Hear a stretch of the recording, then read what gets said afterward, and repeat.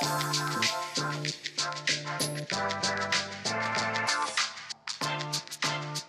epidural emergency laparotomy, severe aortic stenosis. What do you do for the induction?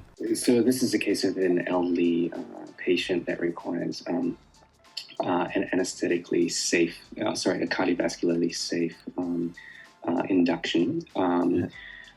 This particular cardiovascular goals that I need to achieve in terms of preload, afterload, and contractility.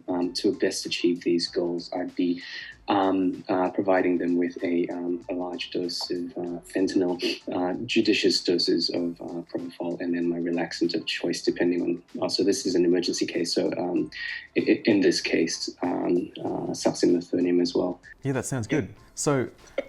What I believe you did really well there is to just state your goals up front. So sometimes when you have, I guess an approach that has many different opinions, it's far easier just to say what your goals are and then just go through it. So I guess the point of this priorities talk is when you start with your goals or priorities, then the specifics matter a lot less. Every different anaesthetist will have a different way of doing every different induction, right?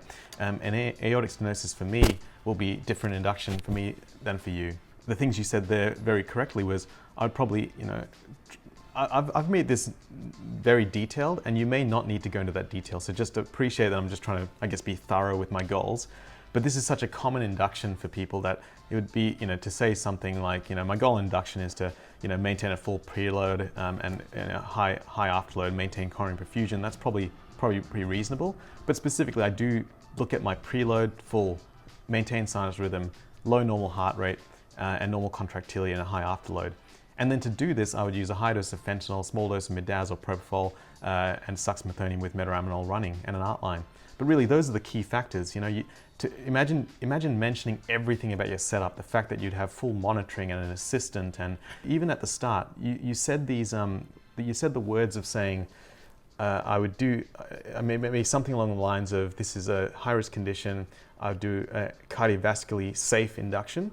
And that's fair to say, especially if you move on quickly to say what that means, which you did. So someone who says, I want to do something that's hemodynamically stable, shows nothing of their knowledge of what the hemodynamic goals are and how they approach it.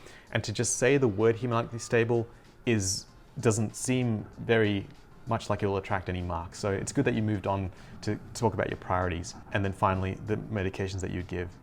I just want to specify as well that something might be so common and so regular that you may not even need to do this. You'd say, look, this is a high-risk induction. I'd use, an outline, aramine running, propofol, lots of fentanyl, and continue. What was a big deal in the past becomes very normal and well-known and talked about and more of a cliche as time goes on.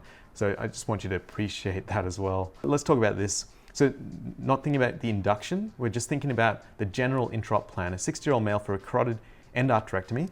What is your intraop plan? So again, I want you to pick out the goals that are specific to this case, aside from every other general anesthetic or major surgery. My goals would be to maintain cerebral perfusion, especially during clamping, whilst avoiding hypertension because of risk of bleeding, and also to maintain immobility for surgical conditions.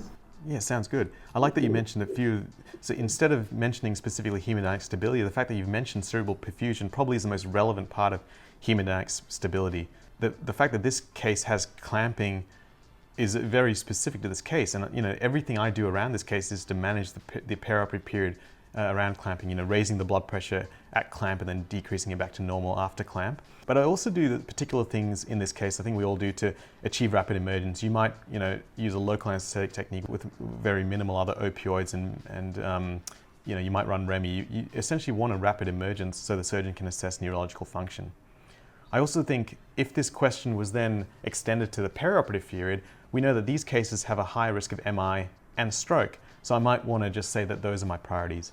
So depending on the situation in your question, I try to think about what would make this scenario so different to every other scenario. Because again, that's a point of difference. That's what's examinable.